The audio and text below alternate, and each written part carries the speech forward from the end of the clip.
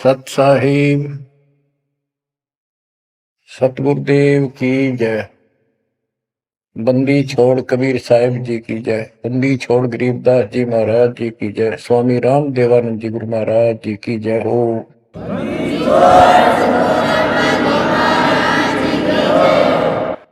सर्व संतों की जय, सर्व भक्तों की जय, धर्मी पुरुषों की जय। श्री काशी धाम की जय, श्री सुडानी धाम की जय, श्री करोथा धाम की जय, श्री गुरुवाला धाम की जय। सत साहिब गरीब नमो नमो सत्य पुरुष को, नमस्कार गुरु के नहीं। सुर नर मुनि जन साधु, संतों सरस दीन। सतगुरु साहिब संत सर, दंडवतन प्रणाम। आगे पीछे मत हुए, किनको पूर्व। कबीर सतगुरु के उपदेश का, सुनिया एक विचार। जय सतगुरु मिलते नहीं, जाते नरक द्वार। नरक द्वार में दूत सब, करते खेचा तान। उनसे कभू नहीं छूटता, फिरता चारों खान। कबीर चार खानी में भरमता, कबहू न लगता पार। सो फेरा सब मिट गया, मेरे सतगुरु के उपकार। जय जय सतगुरु मेरे की, जय जय सतगुरु मेरे की। सदा साहिबी सुख से वसियो, अमरपुरी के डेरे की। जय जय सतगुरु मेरे की, जय जय सतगुरु मेरे की। सदा साहिबी सुख से वसियो, सतलोक के डेरे। निर्विकार निर्भय तू ही, और सकल वैमान। जी साधो और सकल वैमान। सब पर तेरी साहिबी, सब पर तेरी साहिबी। तुझ पर साहिब ना, निर्विकार निर्भय। परम पिता परमात्मा कबीर जी की असीम कृपा से बच्चों, आज हमारे अंदर अपने घर जाने की प्रबल प्रेरणा हुई है। बच्चों, कोई भी काम है उसकी विशेष जानकारी होने के बाद उसमें रुचि बनती है। इसी प्रकार अब हमें पता चला है कि इस लोक में हम गलत स्थान पर रह रहे हैं, और आपको यह भी याद दिलाया जाता है कि ये शरीर नहीं रहेगा। जिस परिवार को देखकर हम खूब खुश हैं, और होना भी चाहिए, पर ये साथ कितने दिन का है यो तो कभी ध्यान देते नहीं। इसके ध्यान ना देने से हम जन्म और मरण के इस महान कष्ट को भोग रहे हैं, इस महान कष्ट को झेल रहे हैं। अभी तक कोई इस तरह सच्चाई कहने वाला नहीं था। जैसे कोई यूं कह देता ना, भाई ऐसे ऐसे वो हो सकता है, मृत्यु हो जाएगी, तो यूं कहा करते भाई, तो भाई ये बात ना बोला, मृत्यु हो जाएगी, अच्छी बात बता। यानी यूं कहना बुरी बात मानने से कि यूं ना कह, मौत भी हो जाएगी कभी। संसार भी छोड़ना पड़ेगा। यानी इस सच्चाई को अवॉइड करने की चेष्टा करते थे। तो बच्चों, कबूतर क्या करता है, जब बिल्ली निकट आ जाती है वो डर जाता है, उड़ने की बजाय आंखें बंद कर लेता है और सोच लेता है खतरा टल गया, तो वो उसकी गर्दन मरोड़ के खा जाती है। अब आंखें बंद करें काम नहीं चलेगा, ये तो खोलनी पड़ेगी, हिम्मत करनी पड़ेगी, यहां से उड़ना पड़ेगा, काल से बचना पड़ेगा। पहले जैसे 12 कबीर पंथ चले हैं, उससे पहले ये हिंदू समाज, हिंदू धर्म, उसके बाद ये यहूदी धर्म, ईसाई धर्म, फिर मुसलमान धर्म, जैन धर्म, और ये 12 पंथ, इनमें ज्ञान तो बताया जाता था कि भक्ति कर लो, नहीं तो 84 लाख योनियों में जाना पड़ेगा, पशु पक्षी बनना पड़ेगा। और आत्मा डरती भी थी, भक्ति के लिए प्रेरित भी होती थी, लेकिन वो भक्ति शास्त्र विरुद्ध थी, शास्त्र में प्रमाणित नहीं थी, और वो ज्ञान भी शास्त्र प्रमाणित नहीं था।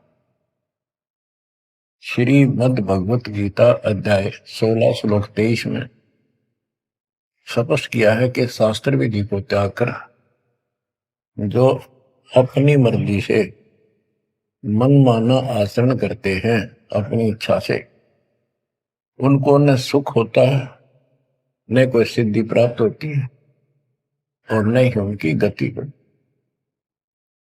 या तो ये कहो कि गीता गलत और ये झूठे गुरु सच्चे, इनमें से एक को रिजेक्ट करना पड़ेगा, लेकिन गीता को कोई रिजेक्ट कर नहीं सकेगा। आखिर में इन झूठे गुरुओं को त्यागना पड़ेगा। बच्चों, परमात्मा के पाने के लिए, उस सुख को प्राप्त करने के लिए कितने कितने कष्ट झेले हैं महापुरुषों ने, हमने भी उठाए। हम ऋषि बने, ऋषि बनकर कठिन साधनाएं की, जैसा लोकवेद दंत कथाएं सुना करते थे, उसके आधार पर सिद्धियां आ गई, सिद्धियां दिखाकर फिर प्रसिद्धि होगी, उस प्रसिद्धि के ऊपर हम प्रसिद्ध हो गए और खूब महर्षि प्रसिद्ध हो गए। अब पता चला वो प्रसिद्धि कैसी थी, जैसे आपको राबिया का प्रमाण बताया, 4 साल की ठीक साधना से ऐसे ऐसे चमत्कार भी हो गए, मक्का उठ के आ गया, लेकिन भविष्य जीरो हो गया उसका, सिर भी काट दिया, इतनी प्रेरित थी भगवान के प्रति, लेकिन नथिंग, कुछ नहीं हुआ। काम तो अब बनेगा जब बनवाया जा। गरीब ये जीवन सत सफल है, जब लग राम रटंत, देखोरी को जाने दे, भरम पड़े हैं पंथ। इस मनुष्य जीवन की सफलता उसी की है जो परमात्मा की भजन करते हैं, अन्यथा इसका कोई यूज नहीं। पशु पक्षी का भी ऐसा ही जीवन है, ऐसे ही कर्म वो करते हैं, खाना पीना, टट्टी जाना, बच्चे उत्पन्न करना, बच्चों के लिए फिर सारा दिन भटक के उनका पोषण करना, फिर मर जाना, ये कोई जीवन है? इस ज्ञान से आपके अंदर जो गलत प्रेरणा भरी हुई है वो काल द्वारा भरी गई है, बहुत प्रबल है, वो सामान्य नहीं है। अब जैसे किसी को बुखार हो जाता है तो उसके बस की बात नहीं वो नॉर्मल हो जाए। तो बच्चों, आपके लगन लगानी पड़ेगी। जैसे बुखार हो जाता है, उसके बस की बात नहीं कि वो ठीक ठाक रहे, अपने ठीक क्रिया करे, तो उसके लिए औषधि की आवश्यकता पड़ती है, और जब नॉर्मल हो जाएगा फिर सारे काम ठीक करेगा। इसी प्रकार ये आपके बस की बात नहीं है जो आप जिस व्यवस्था में लग रहे हो, ये इस ज्ञान से, इस भक्ति से आपका यो अज्ञान हटेगा, ये जिससे प्रभावित हो बुखार हटेगा, फिर आपकी लगन अदब से बनेगी, अलग से बनेगी। अगर ये भाव नहीं बना तो क्या ये जीवन अच्छा है जो आप जी रहे हो? कोटि जन्म तन भर में दोगे कुछ नहीं हाथ लगा रे। कुकर कुत्ता, सुकर सुअर, खर गधा, कौवा बुगला। बता, इन प्राणियों के शरीरों में असंख्यों बार कष्ट उठा लिया अपने को, असंख्यों बार, एक बार नहीं। तो क्या इस प्रोसीजर को जारी रखोगे? मेरी आत्मा तो मान नहीं रही कि आप इसको स्वीकार कर लोगे। और अब भी आपकी आंखें नहीं खुलेंगी और आपकी प्रेरणा नहीं बढ़ेगी, तो फिर इंसान नहीं, पत्थर हो तुम, पत्थर। कोटि वर्ष करे संगत संतों की, पत्थर का दिल में क्या बूझे। चंदन बन में रंग ला दे, एक बांस बिटन भी ना सीखे। पत्थर को जल में डाल दे, कितने गहरे जल में डाल दे, कितने दिन डाले रखे, उसका कोई असर जल का नहीं होता। नहीं, जल से तो नरम होता है पदार्थ। बाहर निकालते उसको घिसा दे दूसरे पत्थर से, जो का त्यों चिंगारी निकलेंगे। तो पत्थर जैसे प्राणियों को किसी चीज का असर नहीं होता। ये अमृतवाणी उन पुण्यात्माओं को झंझोड़ कर रख देंगी जिनकी आंखें काल में अज्ञान से बंद कर रखी। उस परम पिता के घर जाने के लिए, सुख को प्राप्त करने के लिए, गरीबदास जी बताते हैं कि मंसूर मैसूर क्यों हो गया, शरीर पासी प्रवेश और जा के ऊपर एती नौबती। कैसा है वो देश? उस परमात्मा के सुख को, सतलोक को प्राप्ति के लिए, उसकी प्राप्ति के लिए टुकड़े टुकड़े शरीर करा दिया मंसूर अली जी ने, पीछे नहीं हटा। तो गरीबदास जी कहते वो सुख कितना होगा जिसके लिए शरीर भी खत्म कर दिया, कोई नो प्रॉब्लम। और ये शरीर तो आपका रहेगा नहीं, गारंटीड है। इसलिए बार बार याद दिलाता हूं कि हमारे ऊपर नशा जबरदस्त कर रखा काल ने। ये आपके बस की बात नहीं, ये तो ये एंटीबायोटिक आपको प्रेरित रखेंगे। आप भक्ति भी करोगे, बुराइयों से भी बचोगे, और अपने घर जाने की प्रबल इच्छा बनेगी। जहां आशा ता बासा हुई, मन कर वचन सुमरियो सोई।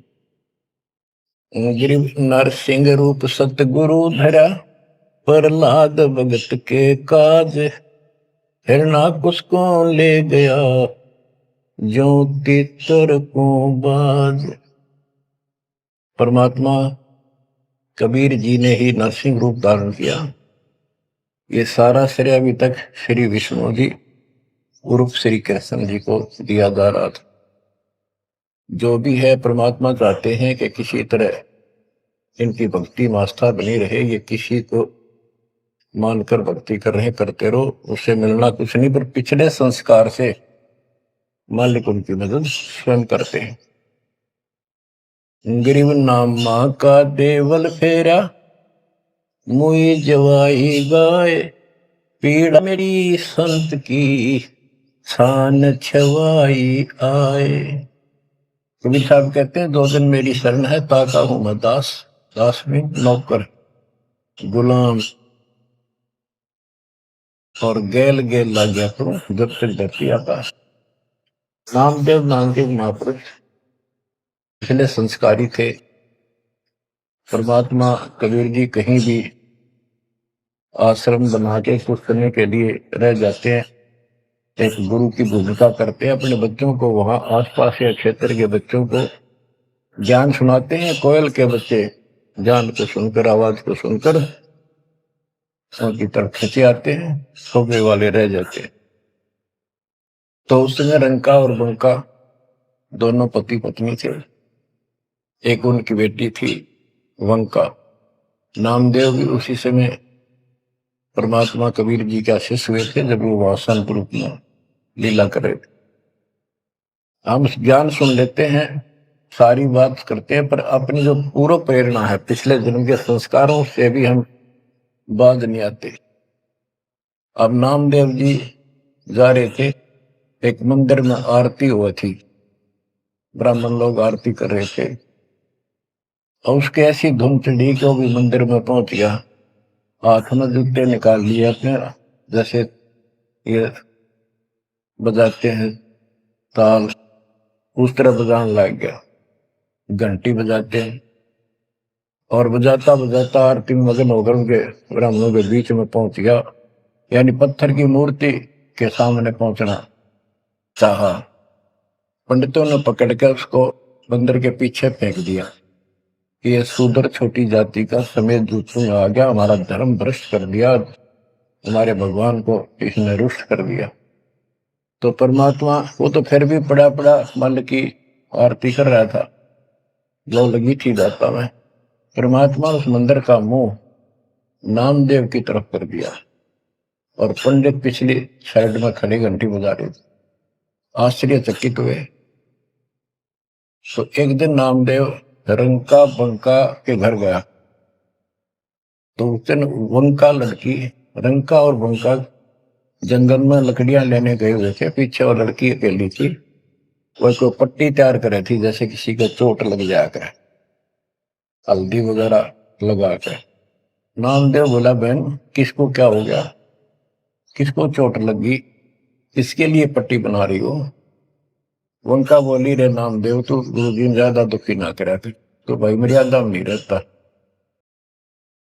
वहां के जरूरत है तेरे को जाने जिस मंदिर में, अपना मंदिर में जाना भगवान अलाउड थोड़ा ही कर रखा है, मानता नहीं तो तेरे लिए, तेरी इज्जत रखने के लिए गुरु जी तेरे मंदिर फेर गए थे, हाथा चोट लगी भाई, उनका पट्टी बांधो। नामदेव गया, देखा तो सचमुच गुरु जी के हाथों में चोट लगी हुई है, और वो कान पट्टी बांधी। हम भक्ति भी करते हैं पर अपने संस्कार फिर भी कोई न कोई अड़ाए रखते हैं, ये परमात्मा को परेशान करते हैं आप। अब आ गया है कति पीक टाइम, अब ये बात नहीं चलेगी। पहले तो चलो को रह गए, कोई बात ना, पैर पकड़ लिए भगवान ने, अब क्या फिसल गया पैर तो पता नहीं कहाँ पड़ोगे जाकर।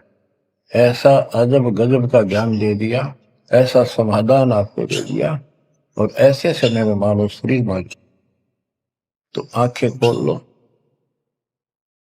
बच्चों। गरीब नामा का देवल फेरा, मुई जवाई गाय, पीड़ा मिट्टी संत की छान छवाई आए। अब एक जिसमें नामदेव जी ने मंदिर घुमा दिया, घुमाया तो मालिक ने था, लेकिन मालिक अपने नाम नहीं लेते, दादू से दरजीव के आप बगल हो जाए, करा करावे साइया मन में लहर उठा, दादू से दरजीव के आप बगल हो जाए। उनकी महिमा ज्यादा होगी, मुसलमान धर्म के लोगों को दिक्कत हुई, उन्होंने राजा को कहा कि ऐसे ऐसे काफिर है, वो दुनिया को गुमराह करता है कि मुर्दे जिंदे कर देता है, मंदिर घुमा दिया, ऐसे कर दिया। राजा ने पकड़ के बुलाया और कहा, ये गाय काट दी वहां पर, इसको जिंदा कर, जब जाने तो संत है, नहीं तो तेरे को आज तेरी गर्दन यही काट दूंगा। कबीर साहब कहते हैं, हम फिर वहां गए बच्चे, अपने बच्चे के लिए, और उस गाय को जीवित किया। जैसे पुराने समय में सब छान झोपड़ी डाला करते थे, हट घास ग्रास की, और वो साल भर में कंडम हो जाती थी, तो बारिश आने से पहले उनको फिर से या तो नहीं डालते थे या तो उनमें कुछ रिपेयर किया करते थे। नामदेव की माता जी ने कहा, बेटा अपनी छान ठीक कर ले झोपड़ी, बारिश आने वाली है, मौसम निकट है। वो कहने लगा, ठीक है माता जी, जाता हूं मैं जंगल से सर काट के लाता हूं, वो सरकंडे से घास फूस। रास्ते में सत्संग हो रहा था, सत्संग सुनना, फिर वहां सेवा में लग गया, शाम होगी, वापस आ गया। उसकी माँ बोली बेटा ले निकल घास फूस। माँ ऐसे ऐसे सत्संग में चला गया, ध्यान नहीं रहा। अगले दिन फिर ऐसे ही। उसकी माँ बोली भाई देख ले तो बारिश हो जाएगी, कुछ दिन सारे कपड़े भीजेंगे, अपने भीगेंगे, बहुत नुकसान हो जाएगा।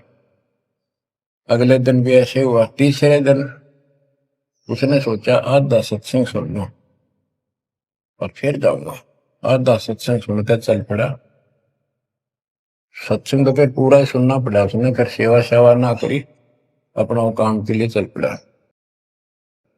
जल्दी जल्दी घास फूस काटने लगा, पैर में कुहाड़ी लगी, दांती लगी और ज्यादा चोट लग गई। पैर के पट्टी बांधी, अपना कपड़ा वही ले रखा था पाड़ के चंदर। और उसी दिन परमात्मा ने नामदेव का रूप बनाया और खूब ये सरकंडे सिर पर धर के ले आए, आकर छान बना दी और डाल दी। नामदेव शाम को लंगड़ाता लंगड़ाता पहुंचा। माँ बोली के लग गया बेटा? मैंने बताया माँ ऐसे ऐसे आज भी ना लड़ पाया मैं तो। माँ उस झोपड़ी से आगे पहुंच गई, बेटे को तकलीफ सी देख के क्या लग गया बेटे के। माँ माफ करिए आज भी नहीं सामान लान पाया मैं तो, वो ऐसे ऐसे बन गई मेरे साथ। कोशिश करो था जल्दी जल्दी काटूं, माँ दुख पाओगी। मेरे तो पैर में कुहाड़ी लगी है, दांती लगी, चोट लगी और चला भी नहीं जाता। माँ ठीक होती बनाऊंगा झोपड़ी। उसकी माँ उसके मुंह की तरफ फेंक के बेटा क्या बोल रहा है तू? तो अभी तो आया था झोपड़ी खुद बना के गया, बेटा क्या कह रही है, चोट कब लगी तेरे? नामदेव निकट आया, देखा ताजी झोपड़ी बना रखी है गजब के सरकंडे लाके। ऐसे तो आसपास की तो थे भी कोनी, ऐसा घास फूस। नामदेव खूब रोया बैठे। माँ भगवान थे, परमात्मा थे वो तो। बच्चों दो दिन मेरी शरण है ताका हूं मैं दास, गेल गेल ला गया फिर जब तक धरती आकाश। ये किसी जन्म में भक्ति खूब करी थी जैसे इस युग में, और इस युग के पिछले हुए भक्ति गजब की रहती है, क्योंकि यह साधना शास्त्र में खुला। मोक्ष ना होता तब तक परमात्मा इनके साथ रहे। इनसे चमत्कार भी होते रहते, नाम भी हो जाता, पर काम तो ना बढ़ा, मोक्ष तो ना हुआ। तो ये जो ज्ञान आपको सुना जा रहा है, ये हर पहलू पर आपको सतर्क किया जा रहा है। तो या तो इस भक्ति में छोड़ दो, रिया कति दर्द हो जाओ, कमर कस लो, अब का पीछा छुटवाना है। ये लल्लो पत्तो बहुत होली। केवल हम सुख मांगते हैं, धन मांगते हैं, बेटा ना तो बेटा मांगते हैं और धन संपत्ति मांगते हैं। ये तो बिना मांगे दे देगा जब दिल डट गया आपका, दृढ़ रहे तो। कोई भी काम है दृढ़ता के साथ होता है। धीरे धीरे रे मना, कबीर साहब कहते। कबीर धीरे धीरे रे मना, धीरे सब कुछ हो, माली सींचे सौ गुड़ा, फिर तो है फलो। आज पौधा बोया है आम का, अगले दिन नहीं लगेंगे फल उसके, महीने 20 दिन में भी नहीं लगेंगे। वर्षों उसकी सेवा करनी पड़ेगी। एक बार पेड़ बन जाने दो, फिर देखना आपको छाया भी और फल भी इतने देगा, आप भी खाइयो, रिश्तेदारों को खिलाइए। इसी प्रकार से भक्ति रूपी पेड़ को, पौधे को पेड़ बना लो। दास देख रहा है, दास ने शुरुआत जब की थी उनकी क्या स्थिति थी मेरे बच्चों की, भक्तों की। वो डटे रहे, टिके रहे, आज हर तरह से उबारा है, संसार से न्यारा है और मोक्ष मिलेगा। जो जन्म मरण का कोड कटेगा।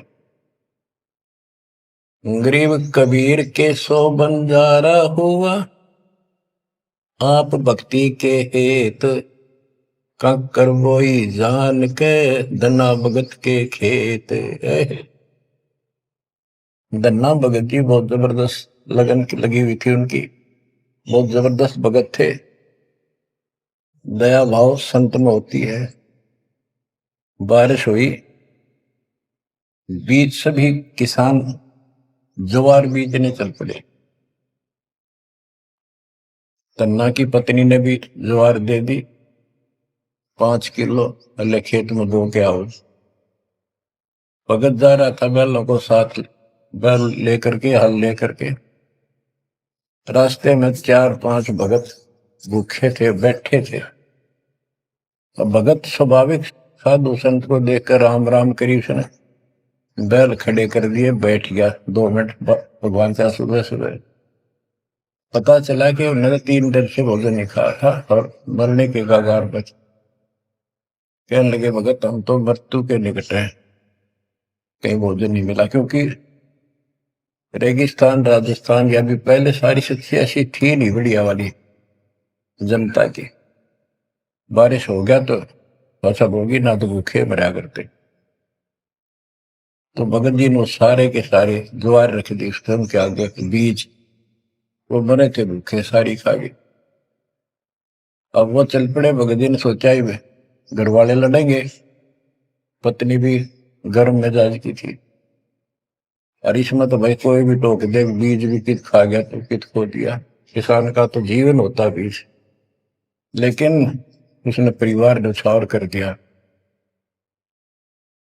कंकर इकट्ठी की लोगों को दिखाने के लिए, जैसे और बीज बो रहे थे ऐसे कंकर बखेर के हलवा के सामने घर आ गया, खेत में जाकर नहीं देखा। कुछ दिनों के बाद औरों का तो ज्वार गजब की उगरी, और भगत जी के खेत में तुम्बे मतीरों की बेल उगरी बिना गिरती की, मतीरे लग गए मोटे मोटे ये तुम्बे। अब क्या होता है कि भगत जी के खेत में, धन्ना भगत के खेत में बहुत ज्यादा बेल उगी मतीरों की, मतीरे से मोटे मोटे लाग गए, ऊपर नीचे पुड़े नो भरी दिखे उनका खेत भरा। कुछ दिन के बाद क्या होता है कि बारिश ना होने से उस क्षेत्र में अकाल जैसी स्थिति होगी, वह ज्वार किसी का हुई, किसी की थोड़ी बहुत हुई, बिल्कुल नहीं हुई। तो वो तो बाद की बातें हैं। किसी ने जाके धन्ना भगत की पत्नी को बता दिया कि तुमने ज्वार नहीं बोई। वह बोली बोई, वो कहा हमारा भगत कि ना आपके तो मतीरे उग रहे हैं, ज्वार है ही नहीं।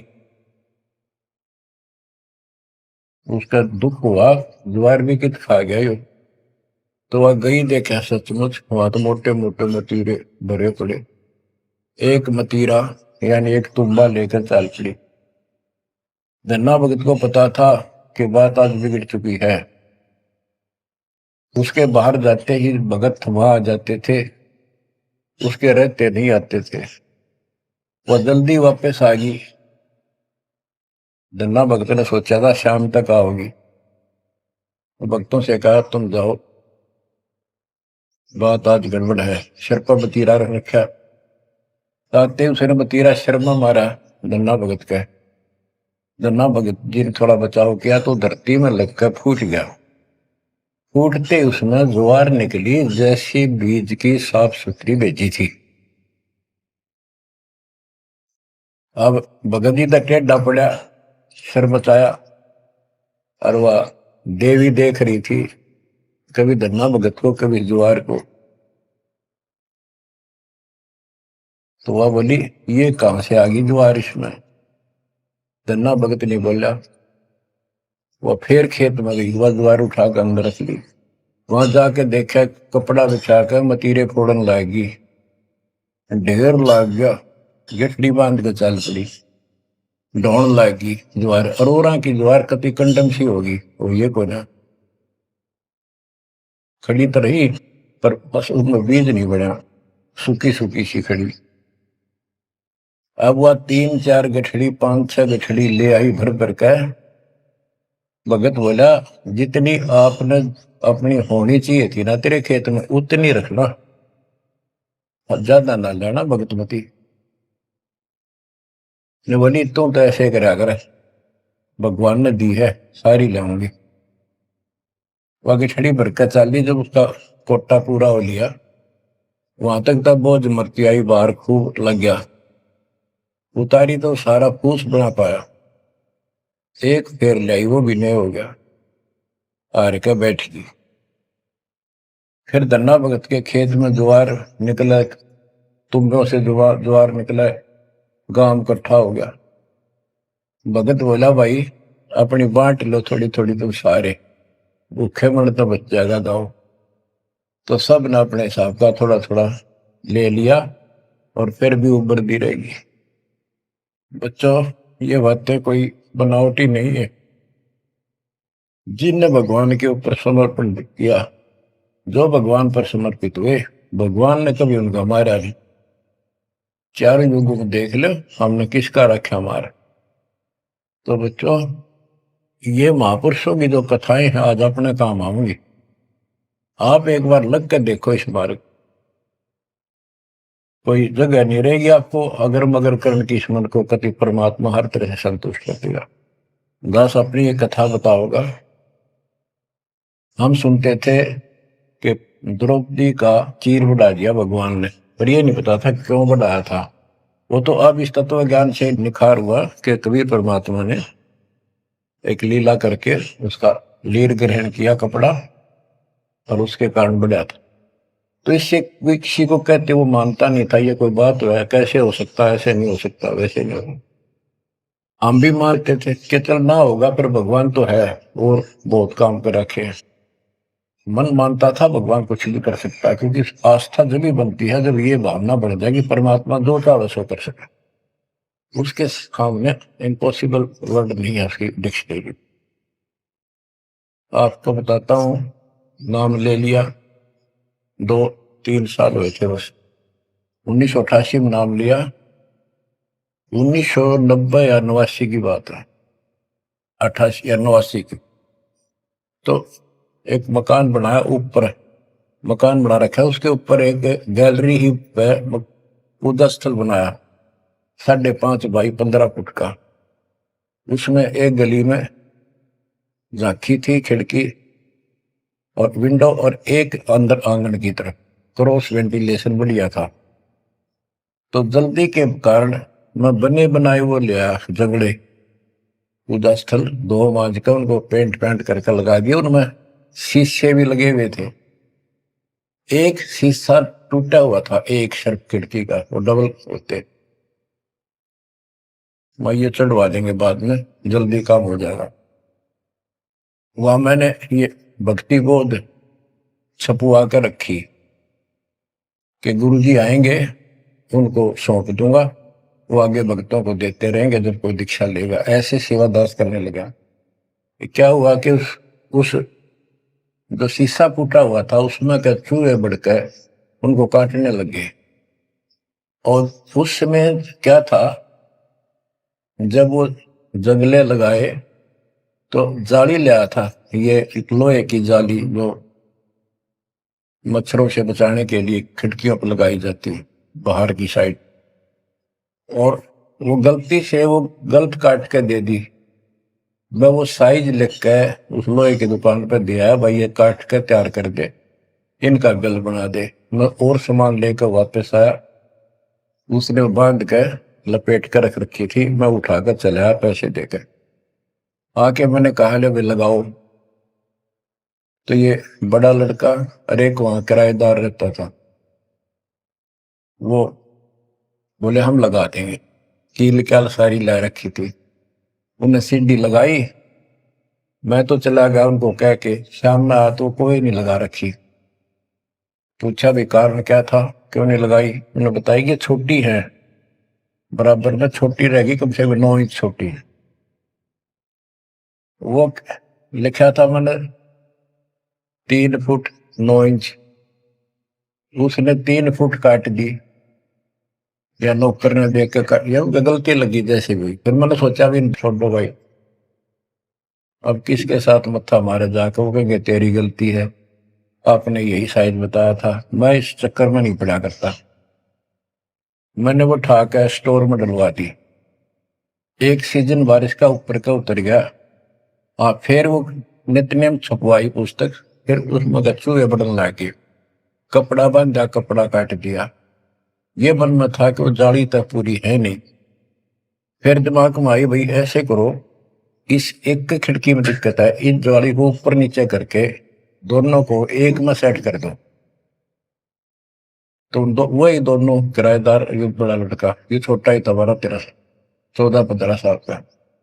तो मैं उनको कह के अपनी ड्यूटी पे चला गया। इनकी माता जी ने, नारों ने, वो वहां से निकाल के जाली स्टोर से नीचे डाल दी, भाई लगा दियो। इन शाम सी न लाई किता। मैंने आके पूछा, एक जाली ला रखी, वह पूरी एक नीचे पड़ी। मैं ड्यूटी से आया शाम को 5 बजे, मेरी दुआई बात खटक रही थी। इन लगा दी होगी बच्चा ने, ठीक से ना, मैं आप लगाऊंगा साथ लगकर। मैंने देखा एक जाली नीचे पड़ी, एक ऊपर लगा रखी, उसी पे जो शीशा टूटा हुआ था, गिलास। वो गिलास लगवाने की टाइम नहीं मिल रहा था, क्योंकि दूर मेरी ड्यूटी थी, कौशली साइड में हेडक्वार्टर था, 77 किलोमीटर जाना था। ये ऐसा था ही, जुगाड़ करना चाहा था मैं, कर दे फिर आराम से कर लेंगे। तो मैंने अनारों से पूछा कि ये जाली लगा दी उन्होंने? ईब ला के गए, सवेरे की कह रही थी भाई ला दे, पर ध्यान नहीं दे रहा था यो, लापरवाह। ईब ने देखा गाने वाला पापा, फटाफट बुला कर नील को लगवा दी। मैं बोला जाली ये और ले आए क्या? ये बोला नहीं, और तो नहीं है, ये तो वही है जो ऊपर डाल रखी थी स्टोर में। मैंने ये सुबह आपके दादा इनको कह दी कि भाई ये रखी, लाओ, जब ला दिए। मुझे विश्वास नहीं हो रहा, तू सच्ची बता, ये बदलवा तो नहीं डाले इसको? और बोली बदलवाओ किथे, तो लाई मुश्किल तो है बदलवाने का कित है। मैं हैरान, मेरा विश्वास नहीं हो रहा। एक पूरी हो ही नहीं सकती, पूरी होकर के भी 6-7 इंच नो लटक रही बराबर में मुड़ के। 9 इंच वो बड़ी और 6 इंच और एक्स्ट्रा उसी साइड में। दूसरी देखी, दूसरी भी गए। फिर इसने लैब में ढूंढ गए, बड़े लोग खेल खेल रहा था कितना। मैं बोला तू ये बता, ये जाली बदलवा के लाया है कि वही है? वही है, मेरी मां ने उतार के यहाँ डाल रखी थी, हमने ला दी। मैं मेरी कसम खा, कबीर साहब की, कबीर साहब की कसम खा। बच्चों, वो दिन है आज, इतना गजब का विश्वास कर दिया जाता। बात कुछ नहीं थी, बात और भी लाई जा सके थी, लेकिन वो दिखा दिया, कपड़ा छोड़ हम लो बढ़ा जा। इस मालिक कबीर साहब ने लोहे की जाली बना दी। वो आज भी विद्यमान है, एक तो उनमें से। वो मकान बेच दिया था इसने, वीरेंद्र ने, मेरे यहाँ इस मार्ग पाने के बाद। जिसने लिया वो भगत, उस भगत ने वापस डोनेट कर दिया कि ऐसी अनमोल पूंजी को मैं सुरक्षित नहीं रख पाऊंगा, आपको वापस दे।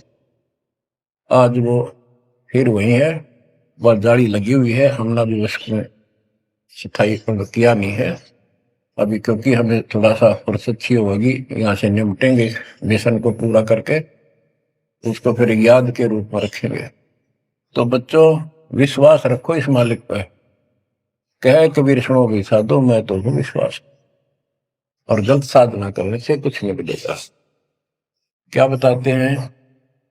गरीब कबीर के सो बंजारा हुआ, आप भक्ति के हेत, काकर बोई जान के, धना भगत के खेत।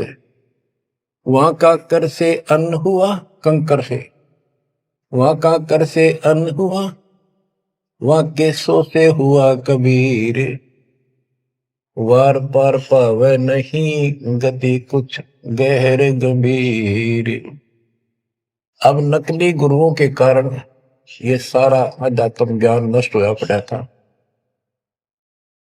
उसके बारे में कबीर साहब बताते हैं, गरीबदास जी बताते हैं, गरीब विष्णु त्रिलोकी नाथ के, परचे कोटि अनंत, भक्त वत्सल भगवान है क्यों निंदते हैं संत।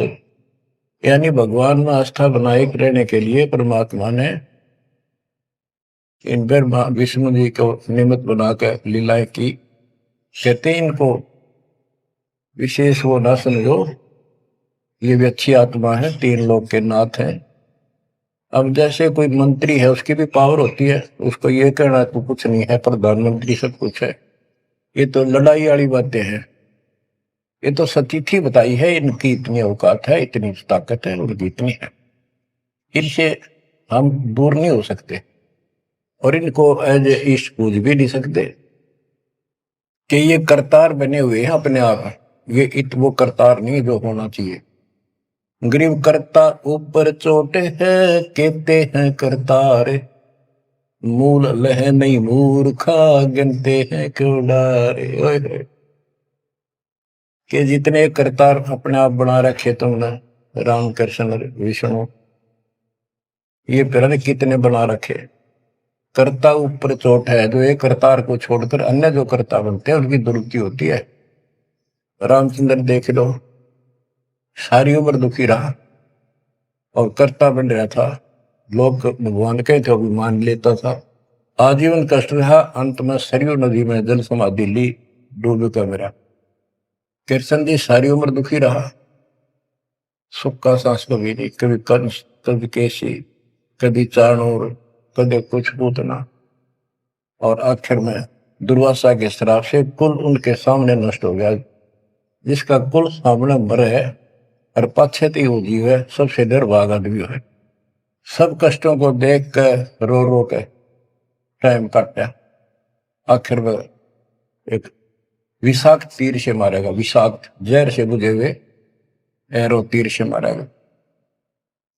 अब क्या बताते हैं, गरीब करता ऊपर चोट है, कहते हैं करता रे, मूल लह नहीं मूर्खा, गिनते हैं क्यों डारे।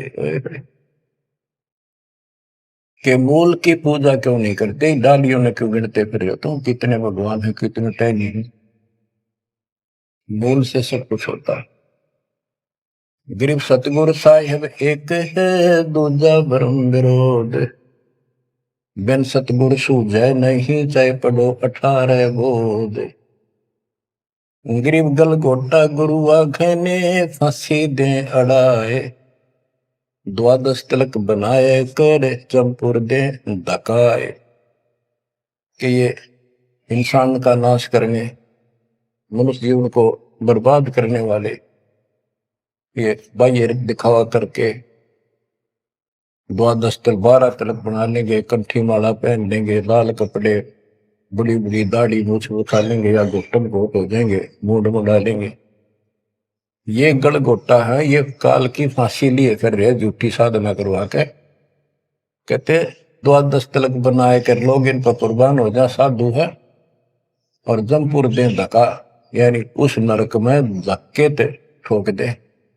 या साधना गलत आप पे जाएगा फिर वहां। गिरव झूठे गुरु का नाक ले, फिर श्रवण और नैन, सतगुरु बोले साखिए, दूर कर पोकट फैन। कहते नकली गुरुओं का, इनका जूते मारे, नाक काटे, यानी कहने का भाव है कि इनका बच जा, दूर हो जा, फूक दे। फूकना मतलब ये नहीं आग लगा दे या उन्हें मार दे, उन्हों को आग्रह। कैसी यह कहावत हमारे यहाँ कि इसने फूक दे एक तरफ, जैसे कोई सामान मंगाया, इसकी जरूरत नहीं, कौन ख्याल है ना, फूक एक तरफ, यानी पटक दे दूर। एक गरीबदास जी कहते हैं झूठे गुरु के नाक कान काट दे। इसका अर्थ है कि उनको कति वहां से अपने से दूर कर ले। गरीब झूठे गुरु को झटक दे, से स्वामी को फूक, या मैं दोष जरा नहीं, शब्द कहा हम कूक। गरीबदास जी बताते हैं झूठे गुरु को झटक दे, और जो नकली शिष्य उनकी मान मुन्न के चिपके बैठे उन्हें भी फूक। फूकने का मतलब ये नहीं उन्हें मार दे के पड़े रहने दो। गरीब पीछे गई सो जाने दे, ले रहती को राख, उतरी लाभ चढ़ाई यो करो अपूठी चाख। गरीबदास जी कहते पीछे जो होई सो हुई उसने भूल जाओ, अब शेष बचे जीवन में संभाल लो। उतरी लाभ चढ़ाइयो करो अपूठी चाक। जैसे हम सत भक्ति ना करने से हमारे सारे काम बहुत खिंच के होते ही नहीं, परेशानी रहती है। और जब सच्चा गुरु मिल जाता है वही काम फटाफट होने लग जाते हैं। पुराने समय में कुएं से जल निकाला करते थे, सिंचाई का काम भी कुओं से होता था, उसमें बैल जोड़े जाते थे, एक लाव होती थी, लाव, वो डोल नीचे जाता था, एक लकड़ की पुड़ी होती थी, लोहे का इतना सिस्टम नहीं था, फिर लोहे की बनने लगी थी पुली, उसके ऊपर वो लाव यानी रस्सी, मोटी रस्सी होती थी, बढ़िया मजबूत, वो पुली से नीचे उतर जाती तो अब पुली घूमती नहीं, वो फिर किसी होती थी, वो घूमती नहीं और अड़का खड़ा हो जाता, नीचे रस्सा गिर जाता साथ में, फिर उसको कहते ऊपर रख, फिर से पुली पर रख और फिर खींच, आसानी से घूमेगी और फटाफट पानी निकला होगा। कि शास्त्र विरुद्ध साधना करके भक्ति से दूर होकर भगवान से तुम दुख पा रहे हो, फिर से भक्ति शुरू कर दो, फिर आपको सुख। गिरिव पीछे गई सो जानते ले रहती कुआं, जो शेष बचा जीवन इसको संभाल ले रख। उतरी लाभ चढ़ाइयो करो अपूटी चाख, गिरिव बोए बिन पावे नहीं जीवित कैसा योग, 84 आसन करे मिटे न संसार शोक। के जीवित मरे बिना परमात्मा प्राप्ति नहीं होगी। तुम जैसे बकवादों में लग रहे हो, जीवित कैसा योग, ऐसे भक्ति नहीं पड़ेगी। और जो 84 आसन कर करके लोग दिखावा करते हैं, इसे मोक्ष नहीं है। गिरिव पंचअग्नि पाखंड है, मौनी तपे आकाश, झरने बैठे क्या हुआ, क्या जी में पंच गिरास। ये 5 धूने लगा के बीच में बैठ जाती है पाखंड करने के लिए। इन मकला इतनी है ज्ञान नहीं इनको। कोई मौन रखता है, कोई तप करता है, मटके घड़े के अंदर सुराख करा के एक तपाई का रख के 40 दिन सर्दी के महीने में 100 मटके डेली पानी के अपने सिर पर डलवाता है। और वो बड़े बड़े गांव के लोग उस पाखंडी के चारों तरफ परिक्रमा करते हैं। और कोई कहे मैं सिर्फ 5 गिलास खाया करूं, ज्यादा खाता नहीं। इस तरह के ड्रामाबाजी से अट्रैक्ट करते पब्लिक को, पल्ला कुछ नहीं। गिरिव दूधा धारी शब्द है, पान फूल फल खाई, घट में नाम न संचय ये बंधे जमपुर जाई। कई बताते हैं एक बाबा है, दूध दूध पियो है, बड़ा शब्द है, दूध दाधारी बोला है, और केवल कभी फल खा लेता है, तो फूल फल ही खाता है। तो गरीबदास जी कहते हैं गरीब दूध दाधारी शब्द है ये, पान फूल फल खाई, घट में नाम न संचय रे बंधे जमपुर जाई। सच्ची भक्ति है नहीं, सीधे नरक में जाएंगे। गरीब चुंडित मुंडित भद्रा, मोनी मैल न पावे, धूमर पान ठडे श्री ये 2 जग धक्के खा। गरीब योग नहीं यो रोग है, जब लग निज नाम न चीन, घर घर द्वारे भटकते बेख बिना यकीन। गरीब बेख लिया तो क्या हुआ, जब लग नहीं विवेक, 3 काल निपजे नहीं मिटे कर्म रेख। के चुंडित मुंडित, जैसे बड़े बड़े सिर पर जटा रख रखी है, दाढ़ी बड़वारी, माला मूला पहन गए, बाहर भाई ड्रामा खोल कर रखा है, लाल कपड़े पहन रखे, या कति गोट करवा रखा, मुंड मुंडवा रखा, कहते हैं इनसे कुछ नहीं मिलना, कोई मौन रखते हैं। गरीब चुंडित मुंडित भद्रा, मोनी महल न पावे, धूमर पान ठडे श्री ये 2 जग धक्के खाओ। ये धूमर पान करें, नशे करें, सुल्पे की मारे चलम भर कर ढूंढ उठा दे, ठडे श्री खड़े होकर तप करते, कहते 2 जग में धक्के खाओगे, नरक में जाएंगे। बच्चों, ये मूल ज्ञान है। ये तत्व ज्ञान, और ये जो ज्ञान आपको दिया जा रहा है आपके लिए वरदान होगा। ये कबीर साहब की गिफ्ट है। इस रजा को संभाल के रखियो, इसको हल्के में ना दियो बच्चों, कुर्बान हो जाओ। ये धंधे करते था सिंह धन हो गए, कितना पुराना पट्टा। इसकी शरण में डट कर सत्संग सुना करो, सेवा करो और दान करो, मर्यादा का निर्वाह करो, भक्ति करो। देखना नारे रंग ला देगा दाता। मालिक आपको मोक्ष दे, सद्बुद्धि दे, आपको याद बनी रहे अपने घर की सच्चाई।